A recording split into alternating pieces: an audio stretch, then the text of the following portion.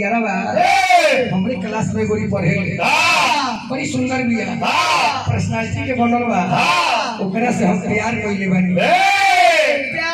प्यार कइले बानी देखी केनो बतिया बता कि प्यार कइले बानी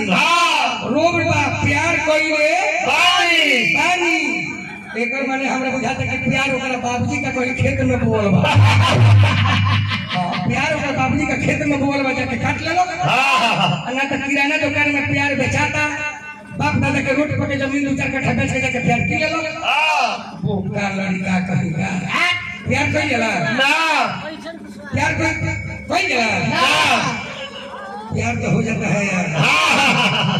प्यार हो जाता है और जब प्यार हो जाएगा ओरिजिनल जब ओरिजिनल प्यार जब ओरिजिनल हो जाए चाहे एगो लड़का का एगो लड़की से प्यार हो गया चाहे एगो लड़का का लड़की से प्यार हो जाए बाप बेटा में प्यार हो जाए मतारी बेटा में भाई बहन में प्यार हो जाए चाहे पति पत्नी में प्यार हो जाए इस बात को हम नहीं मानते हैं मतारी बाप अपना बच्ची के वो लड़का के बारे में हम नहीं जानते तो वो लड़का से हाथ बांध खड़ा रह जाता वो लड़की खानदानी भी है इज्जती भी है संस्कारी भी है वही लड़का के नाम ढको कर नाम पर जिंदगी पार कर दिल में ओकरे बारे में कभी गारंटी नहीं थी मशीन हो फैक्ट्री हो पति पत्नी एक जगह होई तो जनरेशन बढ़ जाए वो मोहब्बत नहीं हुआ अरे मोहब्बत वो इबादत है मूवमेंट ऑफ सेक्स सेक्स क्षणभंगुर होता है बबुआ लेकिन मोहब्बत तो यहाँ से नहीं यहाँ से हाथ से किया जाता है हाजी बबुआ हाजी लैला मजनू सोनी महिवाल हीरन झा अगर शरीर से प्यार करने रहता नु शरीर से प्यार नहीं करेगी इतिहास ना रचाई वो हाथ दिल से प्यार करने रहले मजनू लैला के विवाह हो गई मजनू के कुर्ता फाट गई कुर्ता फाट गई केस बिखर गई केस बिखर गई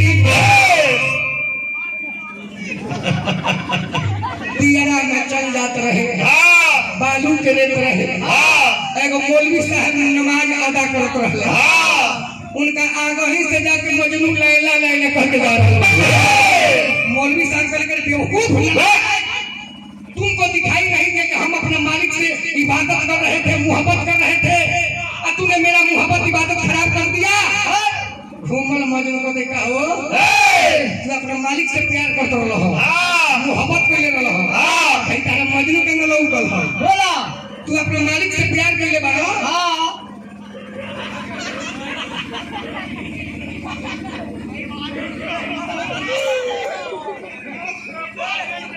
बबुआ तू अपना मालिक से प्यार कर ले बारो तो मजनू के न उगल हो हम वही तारा मारे लड़के क्या बोल रहे हैं सुनो तुम लोग कहीं बात बोल रहे हैं प्यार वाला बात कर तुम लोग मुंह तरफ प्यार करिए बनी क्या प्यार करिए बड़ा प्यार हो जाए तो चैन में रहबा बेचैन हो जाएगा प्यार हो जाए तो चैन में रहबा कहना समझ लो कि वो मालिक के बनावल एगो इंसान से प्रेम करिए बनी ना तू दिखाई दे रहा